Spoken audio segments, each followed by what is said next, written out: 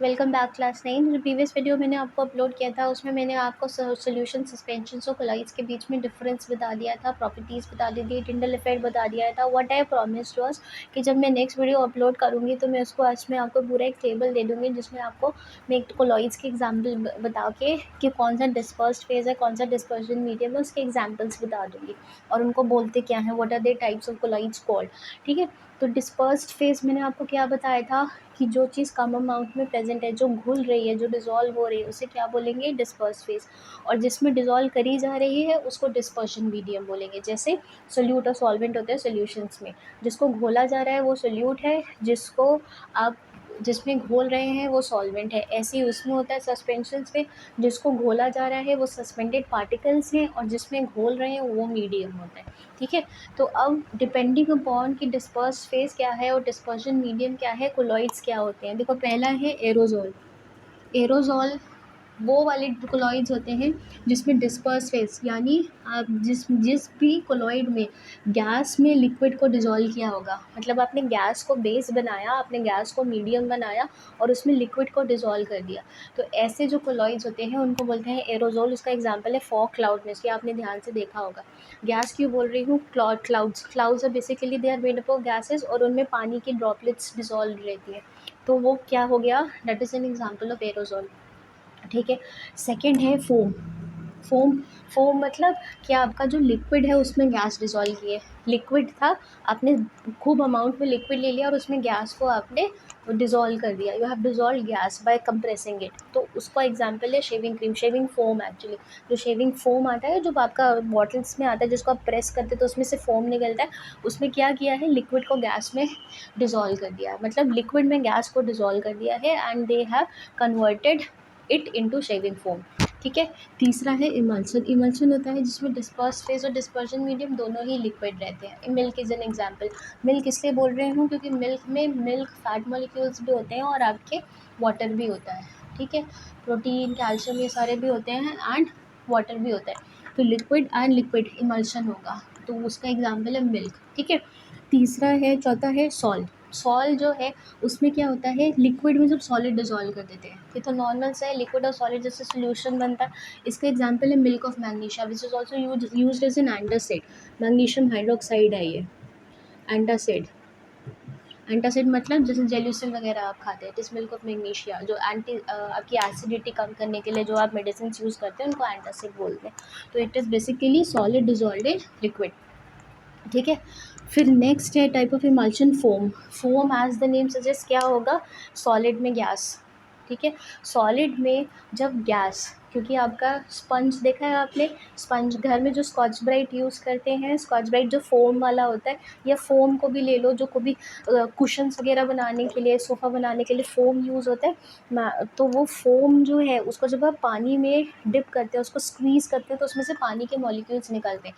दो foam is a solid, वो solid है लेकिन उसके बीच में एयर स्पेसेस प्रेजेंट होती है जिसकी वजह से उसमें पानी ट्रैप हो जाता है या हवा ट्रैप हो जाती है। तो जब आप उसको स्क्वीज़ करते हैं ज़ोर से तो पानी के मॉलिक्यूल्स उसमें से बाहर निकल आते हैं।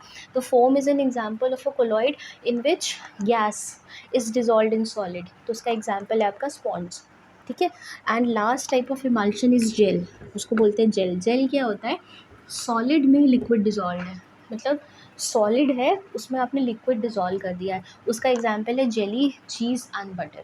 सॉलिड बेस है, फैट है, फैट में आपने ऑयल के मॉलिक्यूल्स हैं, या जेली कैसे बनाते हैं देखा होगा ना, आप पाउडर लेते हैं और उसको पानी में डिज़ोल्व कर देते हैं, तो वही चीज़ है। ठीक है, तो jelly, cheese and butter, there are examples of gel in which solid is the dispersion medium and they have been liquid has been dissolved in it. So these are the examples of colloids and what is the disperse phase and the dispersion medium. आप चाहें तो इनके एक एक example याद कर सकते हैं, बहुत मुश्किल नहीं है, बस ये याद रखिएगा, disperse phase and dispersion medium, and they are also not very difficult to learn. ठीक है, नेक्स्ट, अब इसमें आपके नेक्स्ट चैप्टर में, because this chapters name is matter around us pure. ठीक है, तो अभी तक आपने क्या पढ़ा, types of matter depending upon what, depending upon their chemical properties, जो कि आपके क्या थे, एलिमेंट्स, कंपाउंड्स एंड मिक्सचर्स। उसके बाद आपने पढ़ा होमोजेनस हेटेरोजेनस, फिर होमोजेनस हेटेरोजेनस से आप सॉल्यूशन सस्पेंशन और कोलाइड्स में आए। ठीक है, तो अब इसमें जो नेक्स्ट टॉपिक है that is separation of components. In case you want two components and both should be pure, तो हर चीज़ को एक ही तरीके से अलग नहीं किया जा सकता है, एक ही मैकेनिज़्म से, एक ही प्रोसेस से, एक ही फिनोमेनन से सेपरेट नहीं किया जा सकता है। ठीक है, चाय और चाय की पत्ती को, चाय में डूबी हुई चाय की पत्ती को छन्नी से ही अलग किया जा सकता है, ठीक है, या फ़िल्टर पेपर से अलग किया जा सकता है, लेकिन उसको हाथ से, हैंड पिकिंग से, विनोइंग से अलग नहीं किया जा सकता। तो that is what I am trying to say, that you apply the mechanism of separation, you apply the processes of separation based upon what do you want to separate, what is its property। आप जिसको अलग करना चाह रहे हैं उसकी property क्या है, क्या वो हैंड पिकिंग से सेपरेट हो जाएगा, या उसको विनोइंग की ज़रूरत है, या उसको सीविंग की ज़रूरत है, या उसको फिल्ट्रेशन की ज़रूरत है, या उसको सेपरेटिंग फनल की ज़रूरत है, या वो इवेपोरेशन से अलग हो जाएगा, या उसको सेंट्रीफ्यूगेशन की ज़रूरत है। So all these are different methods of separation and they are applied based upon the property of the components which you want to separate। समझ में आई मैं क्या चीज़ बोल रही हूँ। आप कोई भी फिनोमिनन, कोई भी सेपरेशन प्रोसेस किसी कंपोनेंट पे या किसी मिक्सचर पे तभी लगा पाएंगे जब आपको पता हो कि जिस कंपोनेंट को अलग करना है उसकी प्रॉपर्टी क्या है। उसकी प्रॉपर्टी ढूंढ के फिर अगर आप उसको सेपरेट करेंगे तो आप आसानी से कंपोनेंट सेपरेट कर लेंगे। तो separation of components of a mixture, क्योंकि मिक्सचर जो है दो या दो से ज़्यादा कंपोनेंट्स का बना होता है, तो अगर आपको मिक्सचर के दोनों कंपोनेंट्स अलग अलग चाहिए तो आपको सबसे पहले तो कंपोनेंट्स को ध्यान से देखना पड़ेगा कि वो हैं क्या, क्या वो हल्के हैं, भारी हैं, लेस डेंस हैं, हाईली डेंस हैं, या इवापोरेट हो सकते हैं, या अगर हम उनको ज़ोर ज़ोर से घुमाएं, ज़ोर ज़ोर से उनको सेंट्रीपिटल फोर्स दें तो क्या सॉलिड सेटल हो जाएगा, लिक्विड फ्लोट करेगा, डेंसिटी है, वही उन्हीं सारी चीज़ों पे हम, या melting on boiling point, come melting point है तो जल्दी, कम बॉइलिंग पॉइंट है तो जल्दी बॉईल हो जाएगा, कम ज़्यादा बॉइलिंग पॉइंट है तो ज़्यादा टाइम लेगा बॉईल होके वेपराइज होने में। तो these are the different processes with the help of which you can separate the components of a mixture and they depend upon the components which you want to separate। ठीक है, तो पहला जो process होता है सेपरेशन का that is evaporation. ये बहुत सिंपल प्रोसेस है जिसका एग्जाम्पल आप लोगों को पता भी होगा। ठीक है, इवेपोरेशन का जो प्रिंसिपल है वो ये बोलता है that one component should be volatile and the other component should be non volatile। volatile मतलब कि जो कि गर्म करने पर वेपर में कन्वर्ट हो जाए और भाप बन के उड़ जाए, और दूसरा कंपोनेंट नहीं उड़ना चाहिए। दोनों ही वॉलेटाइल होंगे तो दोनों ही उड़ जाएंगे। आप रिसीव कैसे करेंगे, you will not get back the component. जब दोनों ही उड़ गए तो बचा क्या, है ना। तो दिमाग लगाना है थोड़ा सा कि इवेपोरेशन में अगर आप चाहते हैं कि दोनों कंपोनेंट्स आपको अलग अलग मिले तो इवेपोरेशन वहीं लगाना है जहाँ पे एक कंपोनेंट नॉन वॉलेटाइल है और एक कंपोनेंट वॉलेटाइल है। One component has to be volatile and the other one has to be non volatile. Example है separation of salt from sea water. Example is separation of salt from seawater। separation of salt from seawater। now you know this that out of these two, अब खुद दिमाग लगाओ कि इन दोनों में से volatile क्या होगा। ऑब्वियसली सी वाटर। आपने वाटर में इवेपोरेशन का प्रोसेस चैप्टर 1 में पढ़ा है। Evaporation is the process by which water molecules, जो सरफेस पे मॉलिक्यूल्स होते हैं वो वेपर में कन्वर्ट होते हैं और एटमॉस्फेयर में रिलीज हो जाते हैं। Fine, that is evaporation. तो इसका मतलब है कि जो नमक वाला पानी है, जो समुद्र का पानी है, उसमें प्रॉपर्टी है वॉलेटाइल होने की, मतलब इवेपोरेट होने की।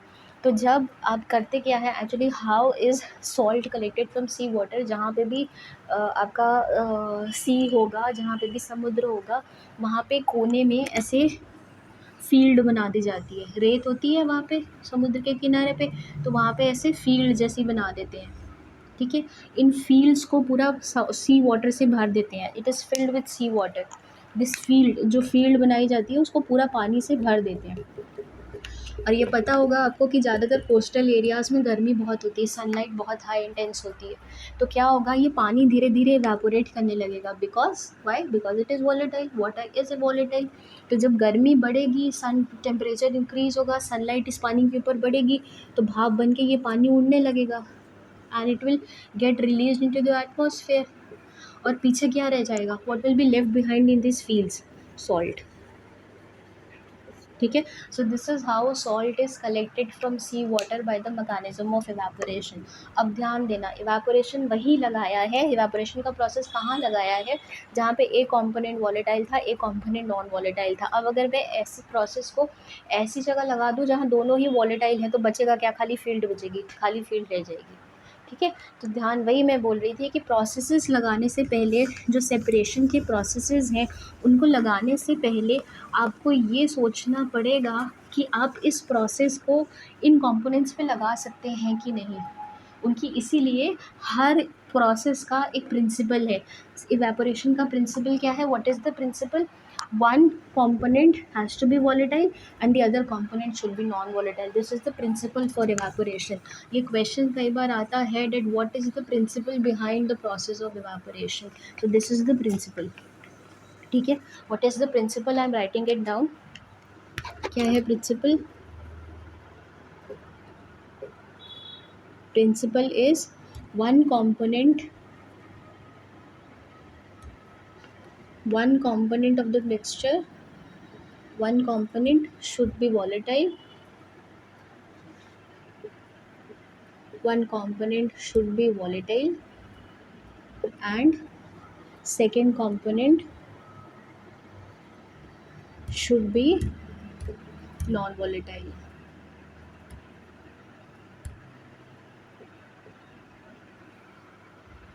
ठीक है, समझ में आ गई इतनी सी चीज़? फाइन। तो ये इसका प्रिंसिपल हो गया। Now second process which is used for separating the components of a mixture is, if you want to separate oil and water या kerosene and water, then the process which is used is known as use of a separating funnel. एक funnel होता है, जो आप chemistry lab में जब जाएंगे तो आप देखेंगे, वो ग्लास का फनल होता है, उसमें आप तेल और पानी का मिक्सचर डाल देते हैं। ठीक है, तेल और पानी का मिक्सचर डाल देते हैं। Actually it is like this, ऐसा होता है। ठीक है, और नीचे की तरफ उसमें यहाँ पे स्टॉपर लगा होता है। इट इज़ लाइक दिस, और यहाँ पे एक स्टॉपर दिया होता है। ठीक है, जिसको आप ओपन या क्लोज कर सकते हैं। It is like this separating funnel. अब जब इसमें आप ऑयल एंड वाटर का मिक्सचर डालेंगे, ऑयल प्लस वाटर, ठीक है, तो अब सोच के बताओ कि कौन सा जो आपका कंपोनेंट है, वो डेंसिटी किसकी ज़्यादा होगी? विच इज़ मोर डेंस आपके हिसाब से? आपको बेस पे जब आप उसको अनडिस्टर्ब छोड़ देंगे, if you leave this mixture undisturb for some time, what will you find? What will you find? पानी कहाँ मिलेगा और आपको ऑयल कहाँ मिलेगा? कभी करके देखा है? पानी के ऊपर ऑयल डाल के देखा है? आपने हमेशा देखा होगा कि ऑयल फ्लोट करता है। Oil always floats on the surface of water, it never gets mixed. ये इमिसिसिबल लिक्विड्स होते हैं। ऐसे लिक्विड्स को क्या बोलते हैं? They are called as immiscible. Immiscible मतलब जो लिक्विड्स आपस में डिज़ोल्व नहीं होते, which do not dissolve into each other. जैसे केरोसिन और वाटर है, ऑयल और वाटर है, ये जो लिक्विड्स हैं, ये आपको जो है वो कभी भी डिज़ोल्व होते हुए, इनका मिक्सचर नहीं, होमोजेनियस मिक्सचर नहीं मिलेगा। They will always form a heterogeneous mixture. ठीक है, तो ऐसे लिक्विड्स, अब इसमें एसेंशियल कंडीशन क्या हो गई? आप सेपरेटिंग फनल कहाँ यूज़ करेंगे? हर तरीके के लिक्विड्स के लिए नहीं, सिर्फ ऐसे लिक्विड्स जो इमिसिसिबल हैं, विच do not dissolve into each other. क्योंकि डिज़ोल्व हो रहे हैं तो अलग अलग लेयर बनेगी ही नहीं, तो पूरा आप ये स्टॉपर खोलेंगे, पूरा का पूरा लिक्विड नीचे कलेक्ट हो जाएगा। यहाँ पे नीचे क्या करते हैं, हम एक बीकर रख देते हैं। ठीक है, and then we do what? Suppose करो ये आपका इसमें पूरा ऑयल एंड वाटर का मिक्सचर है, या केरोसिन है और उसका मिक्सचर है केरोसिन और वाटर का, ये पूरा मिक्सचर ऐसे भरा हुआ है इनसाइड इट। ठीक है, now if you leave it undisturb for some time, आप अगर इसको थोड़ी देर के लिए अनडिस्टर्ब छोड़ देंगे, तो आप ऑब्जर्व करेंगे कि थोड़ी देर बाद, आफ्टर सम टाइम, दो लेयर आपको अलग अलग दिखाई देती हैं।